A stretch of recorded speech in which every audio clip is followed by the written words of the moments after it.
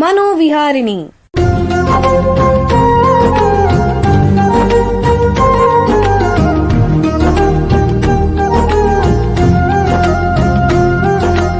ಬೆಂಗಳೂರಿನ ನಿಮ್ಹಾನ್ಸ್ ವತಿಯಿಂದ ಮಾನಸಿಕ ಆರೋಗ್ಯ ಮತ್ತು ನರವಿಜ್ಞಾನ ಕುರಿತ ಪ್ರಾಯೋಜಿತ ಶಿಕ್ಷಣ ಮಾಲಿಕೆ.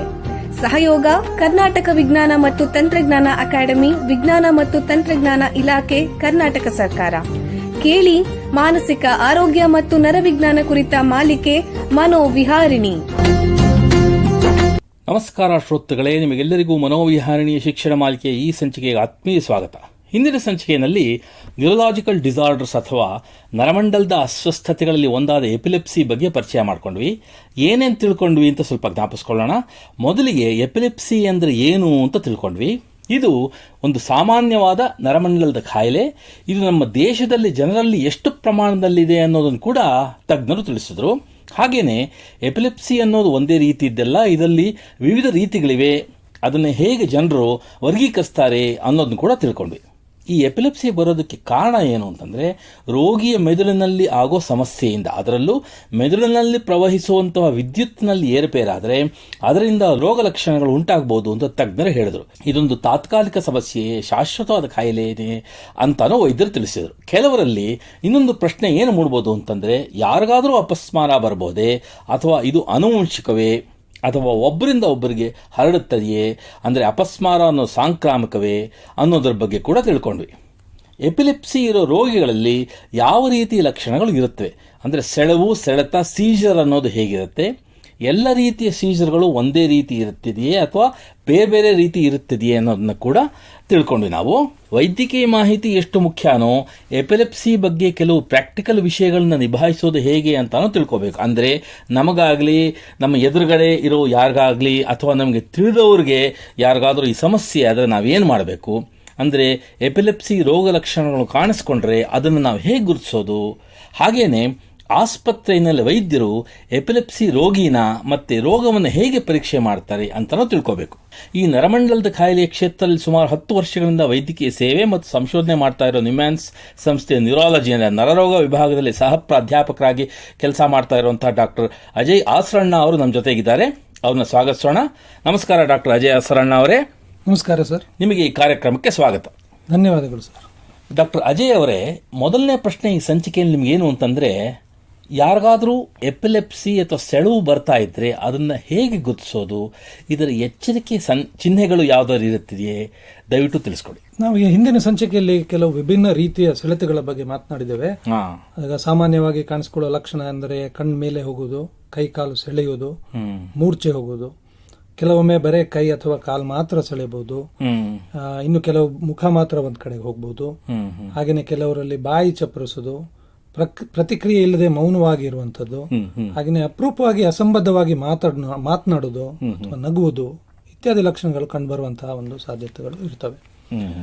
ಅದೇ ರೀತಿ ಇನ್ನು ಕೆಲವು ಲಕ್ಷಣಗಳು ಕೂಡ ಕಾಣಿಸ್ಕೊಳ್ಬಹುದು. ಅದೇನು ಅಂತ ಹೇಳಿದ್ರೆ, ನಾಲ್ಗೆ ಕಚ್ಕೊಳ್ಳುವುದು, ಕೆಲವರಲ್ಲಿ ಮೂತ್ರ ಹಾಗೂ ಮಲ ವಿಸರ್ಜನೆ, ಈ ತರ ಸೆಳೆತ ಬಂದ ಸಂದರ್ಭದಲ್ಲಿ ಈ ರೀತಿಯ ರೋಗ ಲಕ್ಷಣಗಳು ಕಾಣಿಸ್ಕೋಬಹುದು. ಬಾಯಲ್ಲಿ ನೊರೆ ಬರುವುದು, ಇದು ಸಾಮಾನ್ಯವಾಗಿ ನಾವು ಕಾಣುವಂತಹ ಕೆಲವು ರೋಗ ಲಕ್ಷಣಗಳು. ಇವನ್ನೆಲ್ಲ ನೋಡಿದರೆ ಬಹುಶಃ ಇವರಿಗೆ ಸೀಜರ್ ಅಥವಾ ಫಿಟ್ಸ್ ಬರ್ತಾ ಇದೆ ಅಥವಾ ಇವರಿಗೆ ಅಪಸ್ಮಾರ ಕಾಯಿಲೆ ಇರಬಹುದು ಅನ್ನುವಂತ ಒಂದು ಡೌಟ್ ಅನ್ನು ನಾವು ತಂದ್ಕೊಳ್ಬಹುದು. ಕೆಲವರಲ್ಲಿ ಏನಾಗುತ್ತೆ ಅಂತ ಹೇಳಿದ್ರೆ, ಸೆಳೆತ ಬರುವ ಮುಂಚೆ ಕೆಲವು ಮುನ್ನೆಚ್ಚರಿಕೆಯ ಸೂಚನೆಗಳು ಕಾಣಿಸ್ತವೆ.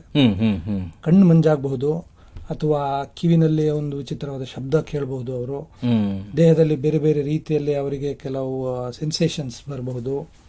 ಕೆಲವರಲ್ಲಿ ಭಯ ಉಂಟಾಗಬಹುದು, ಅವರು ಭಯ ಬೀಳ್ತಾರೆ, ಕಾರಣ ಇಲ್ಲದೇನೆ ಭಯ ಬೀಳೋದು. ಅಥವಾ ನಾನು ಇಲ್ಲಿ ಈಗ ಅವರವರ ಮನೆಯಲ್ಲೇ ಇರ್ಬೋದು, ಆದರೆ ನಾನು ಇಲ್ಲಿ ಯಾವ ಜಾಗದಕ್ಕೆ ಬಂದಿದ್ದೀನಿ, ಈ ಜಾಗ ನಂಗೆ ಗೊತ್ತೇ ಇಲ್ಲ, ಡೇಜಾ ವೂ ಅಂತ ಹೇಳ್ತವೆ. ಆ ರೀತಿ ಕೆಲವು ಫೀಲಿಂಗ್ಸ್ಗಳು ಉಂಟಾಗಬಹುದು. ಯಾರಿಗೆ ಇಂಥ ಮುನ್ನೆಚ್ಚರಿಕೆ ಬರುತ್ತೋ ಅಂಥವರು ಯೂಶುವಲ್ ಆಗಿ ಅದನ್ನ ಅರಿತುಕೊಂಡು ಸುರಕ್ಷಿತ ಸ್ಥಳಕ್ಕೆ ಹೋಗಿ ಕೂತ್ಕೊಳ್ಳೋದು, ಈ ರೀತಿ ಮಾಡಬಹುದು. ಆ ವ್ಯಕ್ತಿನ ಕಂಡ ತಕ್ಷಣ ನಾವೇನು ಮಾಡಬೇಕು, ಸುತ್ತಲೂ ಇರೋ ಜನ ಅದನ್ನ ತಿಳಿಸ್ಕೊಡಿ. ಇದು ಬಹಳ ಮುಖ್ಯ, ಎಷ್ಟೊಂದು ಜನ ಗೊತ್ತಿರಲ್ಲ. ಇದು ತುಂಬಾ ಮುಖ್ಯ ಪ್ರಶ್ನೆ. ಫಸ್ಟ್ ಏನ್ ಮಾಡ್ಬೇಕಂದ್ರೆ, ಗಾಬರಿ ಪಡಬಾರ್ದು. ನಾವು ನೋಡಿದ ಹಾಗೆ ಪ್ಯಾನಿಕ್ ರಿಯಾಕ್ಷನ್ ಬರುತ್ತೆ. ಹೌದು. ಅದಾದ್ಮೇಲೆ ಕೆಲವು ಅಪನಂಬಿಕೆಗಳಿದ್ದಾವೆ. ಏನ್ ಮಾಡ್ತಾರೆ, ಏನಾದ್ರು ಕಬ್ಬಿಣದ ಐಟಮ್ ಕೊಟ್ರೆ ಸರಿ ಹೋಗುತ್ತೆ, ಬೀಗದ ಕೈ ಕೊಡೋದು, ಬೀಗದ ಕೈ ಕೊಡೋದು. ಹಾಗೆ ಎಲ್ಲರೂ ಕಬ್ಬಿಣದ ಇದನ್ನ ಹುಡುಕ್ಲಿಕ್ಕೆ ಶುರು ಮಾಡ್ತಾರೆ. ಅದೇ ರೀತಿ ಕೆಲವರಲ್ಲಿ ತಪ್ಪು ನಂಬಿಕೆ ಇರುತ್ತೆ. ಕೆಲವು ಶೂನ ಸ್ಮೆಲ್ ಮಾಡೋದು, ಈ ರೀತಿ ಎಲ್ಲ ಮಾಡ್ತಾರೆ. ಅದೇ ಇವನ್ನೆಲ್ಲ ಮಾಡುವ ಅವಶ್ಯಕತೆ ಇಲ್ಲ. ಏನ್ ಮಾಡಬೇಕು ಅಂತ ಹೇಳಿದ್ರೆ, ಅವರ ತಲೆಯನ್ನು ರಕ್ಷಿಸಬೇಕು. ತಲೆಗೆ ಏಟ್ ಬೀಳದೆ ಇರುವಾಗ ನೋಡಬೇಕು, ಒಂದ್ ಕಡೆಗೆ ತಿರುಗಿಸ್ಬೇಕು. ಎಡಗಡೆಗೆ ತಿರುಗಿಸಿದ್ರೆ ಒಳ್ಳೇದು ಅನ್ನೋ ಒಂದು ಫೀಲಿಂಗ್ ಇದೆ. ಹಾಗೆ ಸಮಯವನ್ನು ಗಮನಿಸಬೇಕು, ಎಷ್ಟು ಹೊತ್ತಿಗೆ ಇದು ಸ್ಟಾರ್ಟ್ ಆಯ್ತು ಅನ್ನೋ ತರ ಒಂದು ಗಮನ. ಅಂದ್ರೆ ಅವಧಿ, ಸೆಳೆತ ಎಷ್ಟು ಅವಧಿ ಇದೆ ಅಂತ. ಹೌದು, ಯಾಕೆಂತ ಹೇಳಿದ್ರೆ 95% ಈ ಸೆಳೆತಗಳು 5 ನಿಮಿಷಕ್ಕಿಂತ ಒಳಗಡೆ ಅವಾಗೆ ನೀವೇನು ಮಾಡೋ ಅವಶ್ಯಕತೆ ಇಲ್ಲ, ಅದಾಗಿನೇ ಅದು ಸರಿ ಹೋಗುತ್ತೆ. ಆದರೆ 5 ನಿಮಿಷಕ್ಕಿಂತ ಹೆಚ್ಚು ಸೆಳೆತ ಬರ್ತಾನೆ ಇದೆ ಅಂತ ಆದ ಪಕ್ಷದಲ್ಲಿ ನಾವು ಹೆಲ್ಪ್ ಅನ್ನ ಪಡಿಬೇಕಾಗುತ್ತೆ. ಅಂದ್ರೆ ಆಂಬ್ಯುಲೆನ್ಸ್ ಕರೆಯೋದು ಅಥವಾ ಒಂದು ಹಾಸ್ಪಿಟಲ್ ಕರ್ಕೊಂಡು ಹೋಗುವಂತದಕ್ಕೆ ನಾವು ಅರೇಂಜ್ಮೆಂಟ್ ಮಾಡಬೇಕಾಗುತ್ತೆ. ಕೆಲವರು ಈ ನಾಲಿಗೆ ಕಚ್ಕೊಳ್ತಾ ಇರುವಂತಹ ಸಂದರ್ಭದಲ್ಲಿ ಬಾಯೊಳಗೆ ಬಟ್ಟೆ ತೂರಿಸೋದು ಅಥವಾ ಕೈ ತೂರಿಸೋದು ಇಂಥವನ್ನೆಲ್ಲ ಮಾಡ್ತಾರೆ. ಇದನ್ನು ಮಾಡಕೂಡ್ದು. ಇದರಿಂದ ಅದು ಶ್ವಾಸಕೋಶಕ್ಕೆ ಹೋಗುವಂತಹ ಒಂದು ರಿಸ್ಕ್ ಇರುತ್ತೆ. ಅದಕ್ಕೋಸ್ಕರ ಬಾಯಲ್ಲಿ ಏನನ್ನೂ ಹಾಕದೆ ಲೆಫ್ಟ್ ಸೈಡ್ಗೆ ಅವರನ್ನು ಮಲಗಿಸಿ ತಲೆಯನ್ನು ರಕ್ಷಿಸಿ ಫಿಟ್ಸ್ ಅದಾಗಿಯೇ ಸರಿಯಾಗಿ ಹೋಗುವವರೆಗೆ ಕಾದ್ರೆ ಯೂಶುವಲ್ ಆಗಿ 95% ಆಫ್ ದ ಕೇಸಸ್ ಅಲ್ಲಿ ಅದಾಗಿ ಅದು ಶಮನಗೊಳ್ಳುತ್ತೆ. ಅದಾದ ನಂತರ ಅವರಿಗೆ ಸ್ವಲ್ಪ ಪ್ರೋತ್ಸಾಹನೆಯ ಅವಶ್ಯಕತೆ ಇರುತ್ತೆ. ಯಾಕಂತ ಹೇಳಿದ್ರೆ ಅವರು ಪೂರ ಪ್ರಜ್ಞೆಗೆ ಬರಲಿಕ್ಕೆ 10 ರಿಂದ 15 ನಿಮಿಷ, ಕೆಲವರಲ್ಲಿ 2 ರಿಂದ 3 ಗಂಟೆನೂ ತಗೋಬಹುದು. ಹಾಗೂ ಅವರು ತುಂಬಾ ಒಂದು ಹ್ಯುಮಿಲಿಯೇಷನ್ ಅನ್ನು ಅವರು ಅನುಭವಿಸುತ್ತಿರ್ತಾರೆ. ಅವರಿಗೆ ಸ್ಥೈರ್ಯವನ್ನು ತುಂಬಿ ಪ್ರೋತ್ಸಾಹಿಸಿ ಅವರನ್ನು ಒಂದು ನಾರ್ಮಲ್ ಸ್ಟೇಟಿಗೆ ತಂದುಕೊಳ್ಬಹುದು.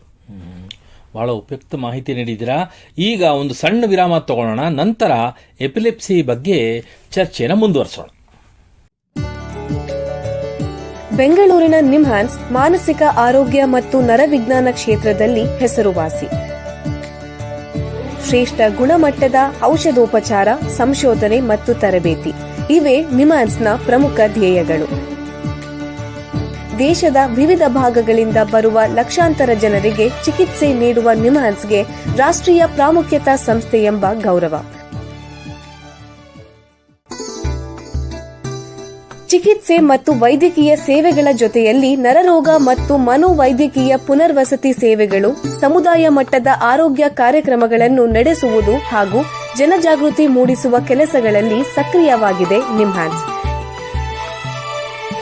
ಈ ನಿಟ್ಟಿನಲ್ಲಿ ಆಕಾಶವಾಣಿಯ ಶ್ರೋತೃಗಳಿಗೆ ನರಮಂಡಲ ಮತ್ತು ಮಾನಸಿಕ ಆರೋಗ್ಯದ ಬಗ್ಗೆ ಉಪಯುಕ್ತ ಮಾಹಿತಿ ನೀಡುವುದೇ ಕರ್ನಾಟಕ ವಿಜ್ಞಾನ ಮತ್ತು ತಂತ್ರಜ್ಞಾನ ಅಕಾಡೆಮಿಯ ಸಹಯೋಗದೊಂದಿಗೆ ಮೂಡಿಬರುತ್ತಿರುವ ಈ ಮನೋವಿಹಾರಿಣಿ ಶಿಕ್ಷಣ ಮಾಲಿಕೆಯ ಮೂಲ ಉದ್ದೇಶ.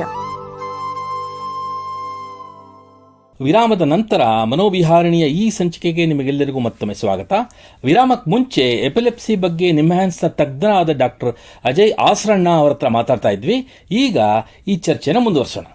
ಡಾಕ್ಟ್ರೇ, ಮುಂದಿನ ಪ್ರಶ್ನೆ ಏನು ಅಂತಂತಂದ್ರೆ, ಯಾರಾದರೂ ಒಬ್ಬರಿಗೆ ಒಂದೇ ಬಾರಿ ಸೆಳವು ಬಂತು, ಅಂದರೆ ಫಿಟ್ಸ್ ಬಂತು ಅಂತಂದ್ರೆ ಅದರಿಂದ ಅವರಿಗೆ ಎಪಿಲೆಪ್ಸಿ ಇದೆ ಅಂತ ಅನ್ಬೋದಾ? ಸಾಮಾನ್ಯವಾಗಿ ಕನಿಷ್ಠ 2 ಫಿಟ್ಸ್ 24 ಗಂಟೆಗಳ ಅವಧಿಗಳ ನಂತರ ಆಗಿದ್ರೆ ನಾವು ಅವರನ್ನು ಅಪಸ್ಮಾರ ಇರುವ ರೋಗಿ ಅಂತ ನಿರ್ಧಾರ ಮಾಡ್ತೇವೆ. ಆದರೆ ಕೆಲವು ವಿಶೇಷ ಸಂದರ್ಭಗಳಲ್ಲಿ ಒಂದೇ ಒಂದು ಸೆಳೆತ ಅಥವಾ ಫಿಟ್ಸ್ನ ನಂತರವೂ ಅಪಸ್ಮಾರ ಇದೆ ಅಂತ ನಿರ್ಧರಿಸಬಹುದು. ಇದಕ್ಕಾಗಿ ತಜ್ಞರ ಅವಶ್ಯಕತೆ ಇದೆ.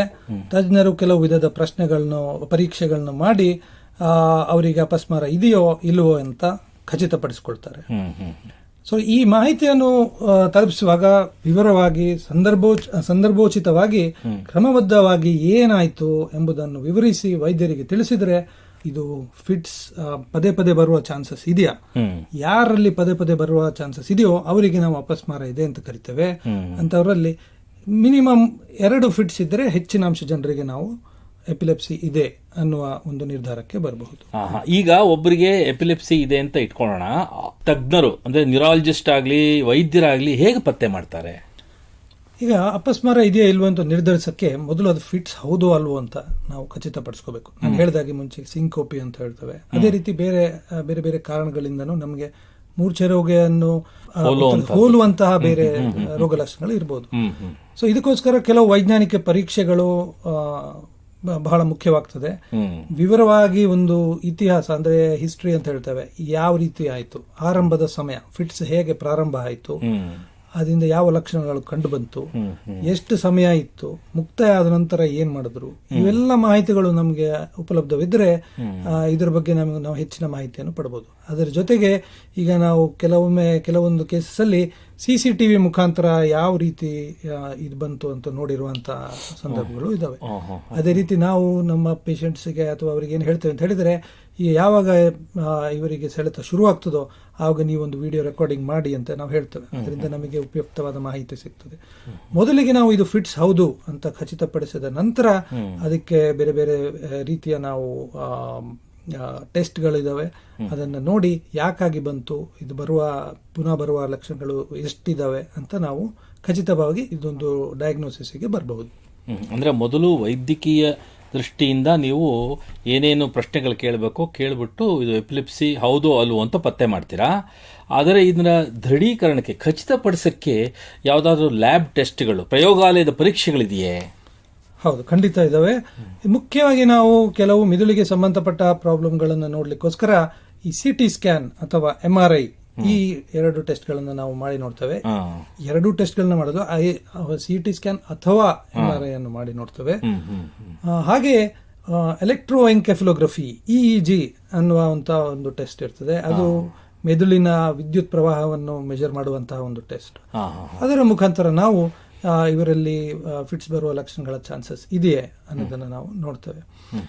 ಕೆಲವು ಸಂದರ್ಭದಲ್ಲಿ ಈ EEG ಜೊತೆಗೆ ವಿಡಿಯೋವನ್ನು ಕೂಡಿಸಿ ವಿಡಿಯೋ EEG ಎಂದು ಹೆಚ್ಚು ಕಾಲ ನಾವು ನಿರಂತರ ರೆಕಾರ್ಡಿಂಗ್ ನಡೆಸಿ ಇವರಿಗೆ ಯಾವ ರೀತಿಯ ಎಪಿಲೆಪ್ಸಿ ಇದೆ ಅಥವಾ ಎಪಿಲೆಪ್ಸಿ ಇದೆಯೋ ಅಂತ ನಾವು ಹಂತ ಹಂತವಾಗಿ ಸಂಬಂಧಿತ ಪರೀಕ್ಷೆಗಳನ್ನ ಮಾಡಿ ಒಂದು ದೃಢೀಕರಣ ಮಾಡಿಕೊಳ್ತೇವೆ. ರಕ್ತ ಪರೀಕ್ಷೆಗಳು ಬಹಳ ಮುಖ್ಯವಾಗ್ತವೆ. ಶುಗರ್ ಟೆಸ್ಟ್ಗಳು, ಸೋಡಿಯಂ ಟೆಸ್ಟ್, ಕ್ಯಾಲ್ಸಿಯಂ ಟೆಸ್ಟ್, ಇಂಥ ಟೆಸ್ಟ್ಗಳು ನಮಗೆ ಯಾವ್ದಾದ್ರು ಪೋಷಕಾಂಶದ ಕಡಿಮೆ ಆಗಿದೆಯಾ ರಕ್ತದಲ್ಲಿ, ಇವುಗಳನ್ನ ನೋಡಿಕೊಂಡು ನಾವು ಎಪಿಲೆಪ್ಸಿ ಹಾಗೂ ಅದರ ಕಾರಣಗಳನ್ನು ದೃಢೀಕರಣ ಪಡಿಸ್ಕೊಳ್ತೇವೆ. ಈಗ ಸೀಜರ್ ಸೆಳೆತ ಇರೋ ವ್ಯಕ್ತಿ ಇತರರಂತೆ ಸಾಮಾನ್ಯವಾಗಿ ಜೀವನ ನಡೆಸಬಹುದೇ? ಮುಖ್ಯವಾಗಿ ಎಪಿಲೆಪ್ಸಿ ಇರೋ ವ್ಯಕ್ತಿಗಳು ವಿದ್ಯಾಭ್ಯಾಸ ಮಾಡಬಹುದೇ? ಅವರ ಮದುವೆ ಆಗ್ಬೋದೇ? ಇಂಥ ಪ್ರಶ್ನೆಗಳು ಜನರಲ್ಲಿ ಮೂಡುತ್ತೆ. ಇದು ದಯವಿಟ್ಟು ನೀವು ತಿಳಿಸ್ಕೊಡಿ. ತುಂಬ ಮುಖ್ಯವಾದಂತಹ ಪ್ರಶ್ನೆ. ಖಂಡಿತ ಹೌದು, ನಾರ್ಮಲ್ ಜೀವನವನ್ನು ನಡೆಸಬಹುದು. ಆದರೆ ಕೆಲವು ಜೀವನ ಶೈಲಿಯಲ್ಲಿ ಕೆಲವು ಅಡ್ಜಸ್ಟ್ಮೆಂಟ್ಸ್ ಅನ್ನು ಮಾಡಿಕೊಳ್ಬೇಕಾಗುತ್ತದೆ. ಅಪಸ್ಮಾರ ಇರುವಂಥ ವ್ಯಕ್ತಿಗೆ ನಿದ್ರೆ ಎಂಬುದು ತುಂಬ ಮುಖ್ಯ. ಅದರಲ್ಲಿ ಏನಾದರೂ ಏರುಪೇರು ಉಂಟಾದರೆ ಸೆಳೆತ ಬರುವಂತಹ ಒಂದು ಚಾನ್ಸಸ್ ಇರುತ್ತೆ. ಅದಕ್ಕೋಸ್ಕರ ಮಿನಿಮಮ್ 7 to 8 hours ನಿದ್ರೆ ತುಂಬ ಮುಖ್ಯ ಅವರಲ್ಲಿ. ಹಾಗೆಯೇ ಕರೆಕ್ಟ್ ಸಮಯಕ್ಕೆ ಅವರು ಮೆಡಿಸಿನ್ ತಗೊಂಡ್ರೆ ಸಂಪೂರ್ಣವಾಗಿ ನಿಯಂತ್ರಣ ಪಡಿಸಿ ವಿದ್ಯಾಭ್ಯಾಸವನ್ನು ಕಂಪ್ಲೀಟ್ ಮಾಡಿರುವಂತಹ ಅನೇಕ ನಮ್ಮಲ್ಲಿ ಅಂತಹ ಪೇಷಂಟ್ಸ್ಗಳು ನಮ್ಮಲ್ಲಿದ್ದಾರೆ. ಅದೇ ರೀತಿ ವೈವಾಹಿಕ ಜೀವನವನ್ನು ಸಂಪೂರ್ಣವಾಗಿ ಸಕ್ಸಸ್ಫುಲ್ ಆಗಿ ನಿರ್ವಹಿಸುವಂತಹ ನಮ್ಮ ಅನೇಕ ಎಕ್ಸಾಂಪಲ್ಸ್ ನಮ್ಮಲ್ಲಿದ್ದಾವೆ. ಅದ್ರ ಜೊತೆಗೆ ಪ್ರೆಗ್ನೆಂಟ್ ಆಗಿ ಮಕ್ಕಳನ್ನು ಸಹ ಹೊಂದಿರುವಂತಹ ಎಕ್ಸಾಂಪಲ್ಸ್ ನಮ್ಮಲ್ಲಿ ಇದ್ದಾವೆ. ಬಹಳ ಉಪಯುಕ್ತ ಮಾಹಿತಿ ನೀಡಿದ್ದೀರಾ. ನೋಡಿ, ನಿಮ್ಮ ಹತ್ರ ಮಾತಾಡ್ತಾ ಕಾಲ ಕಳೆದಿದ್ದೇ ಗೊತ್ತಾಗಲಿಲ್ಲ. ಇಲ್ಲಿಗೆ ಈ ಸಂಚಿಕೆ ಮುಗಿಸುವಂಥ ಸಮಯ ಆಗ್ತಾ ಇದೆ. ಡಾಕ್ಟರ್ ಅಜಯ್ ಆಸರಣ್ಣ ಅವರೇ, ಎಲ್ಲ ಕೇಳುಗರಿಗೆ ಎಪಿಲೆಪ್ಸಿ ಬಗ್ಗೆ ಉಪಯುಕ್ತ ಮಾಹಿತಿ ನೀಡಿದ್ದೀರಾ. ನಿಮಗೆ ಎಲ್ಲರ ಪರವಾಗಿ ಧನ್ಯವಾದಗಳು. ಶ್ರೋತೃಗಳೇ, ಮಾನಸಿಕ ಆರೋಗ್ಯ ಮತ್ತು ನರವಿಜ್ಞಾನದ ಬಗ್ಗೆ, ಅದರಲ್ಲೂ ಎಪಿಲೆಪ್ಸಿ ಬಗ್ಗೆ ಇನ್ನೂ ಹೆಚ್ಚಿನ ಮಾಹಿತಿಯೊಂದಿಗೆ ಮನೋವಿಹಾರಣೆಯ ಮುಂದಿನ ಸಂಚಿಕೆಯಲ್ಲಿ ಭೇಟಿಯಾಗೋಣ. ನಮಸ್ಕಾರ. ಇಲ್ಲಿಯವರೆಗೆ ಬೆಂಗಳೂರಿನ ನಿಮ್ಹಾನ್ಸ್ ವತಿಯಿಂದ ಮಾನಸಿಕ ಆರೋಗ್ಯ ಮತ್ತು ನರವಿಜ್ಞಾನ ಕುರಿತ ಪ್ರಾಯೋಜಿತ ಶಿಕ್ಷಣ ಮಾಲಿಕೆ ಮನೋವಿಹಾರಿಣಿ ಕೇಳಿದಿರಿ. ಸಹಯೋಗ ಕರ್ನಾಟಕ ವಿಜ್ಞಾನ ಮತ್ತು ತಂತ್ರಜ್ಞಾನ ಅಕಾಡೆಮಿ, ವಿಜ್ಞಾನ ಮತ್ತು ತಂತ್ರಜ್ಞಾನ ಇಲಾಖೆ, ಕರ್ನಾಟಕ ಸರ್ಕಾರ.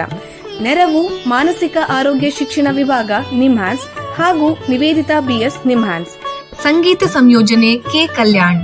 ಪರಿಕಲ್ಪನೆ, ನಿರೂಪಣೆ ಮತ್ತು ನಿರ್ಮಾಣ ಡಾಕ್ಟರ್ MM ಶ್ರೀನಿವಾಸ್ ಭರತ್, ನಿಮ್ಹಾನ್ಸ್. ನಿಮ್ಮ ಸಂದೇಶಗಳನ್ನು ಕಳಿಸಬೇಕಾದ ದೂರವಾಣಿ ಸಂಖ್ಯೆ 7891105524 7899105524. ವಾಟ್ಸ್ಆಪ್ ಸಂದೇಶಗಳು ಮಾತ್ರ. ಈ ಕಾರ್ಯಕ್ರಮದ ಮುಂದಿನ ಸಂಚಿಕೆ ಮುಂದಿನ ವಾರ ಇದೇ ಸಮಯಕ್ಕೆ ಮನೋವಿಹಾರಿಣಿ ಮಾಲಿಕೆಯಲ್ಲಿ.